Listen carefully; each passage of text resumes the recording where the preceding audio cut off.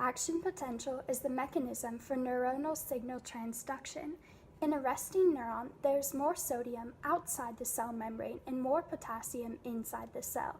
The resting membrane potential is established by potassium and sodium leakage channels. At rest, the membrane is more permeable to potassium than sodium. The equilibrium potential of sodium is around 40 millivolts, and the equilibrium potential of potassium is around -75 millivolts. Since the membrane is more permeable to potassium at rest, the resting potential is brought down closer to the equilibrium potential of potassium. The leakage channels are ungated, meaning that they are always open to allow passive flow of ions in and out of the cell.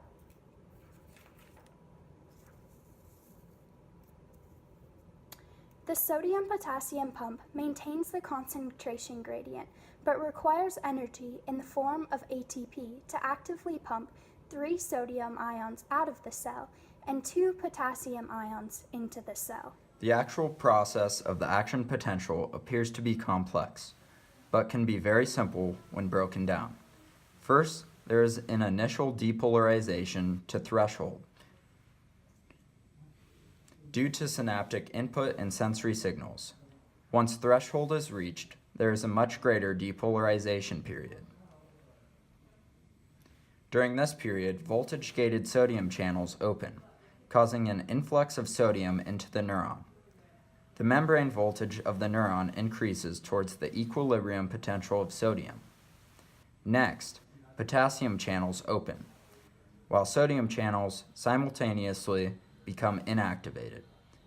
Potassium flows out of the neuron, bringing the voltage even below the original resting potential. When the voltage is below the resting potential, it is known as a period of undershoot or hyperpolarization. This undershoot period is caused by some potassium channels continuing to stay open. When all of the remaining potassium channels close, the voltage will return back to levels of the resting potential, and the neuron will be ready to fire another action potential. The undershoot period can be broken up into the absolute and relative refractory period, which are significant because they give the neuron a break. During the absolute refractory period, it is impossible to fire an action potential because the sodium channels are inactivated.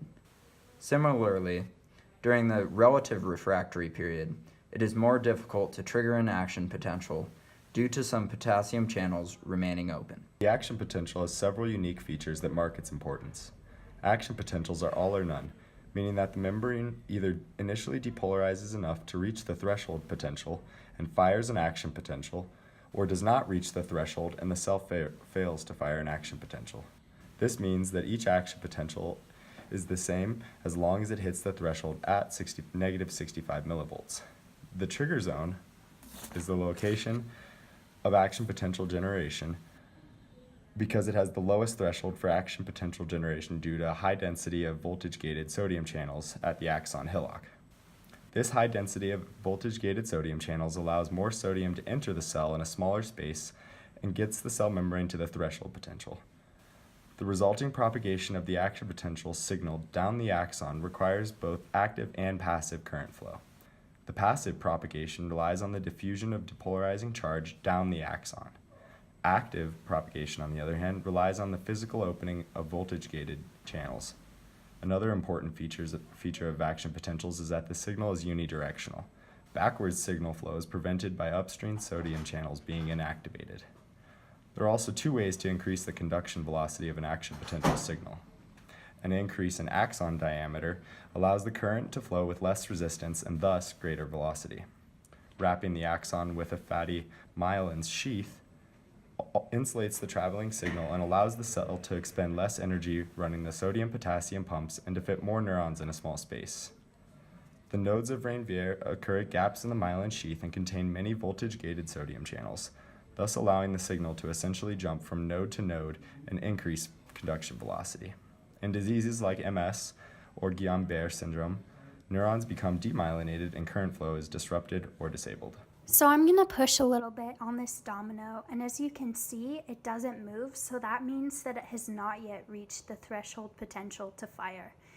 The in-between spaces on these dominoes here represent the node of Ranvier, and so there's an influx of sodium coming in that will cause the next domino in line to fall, and it will cause a motion going down the line of dominoes.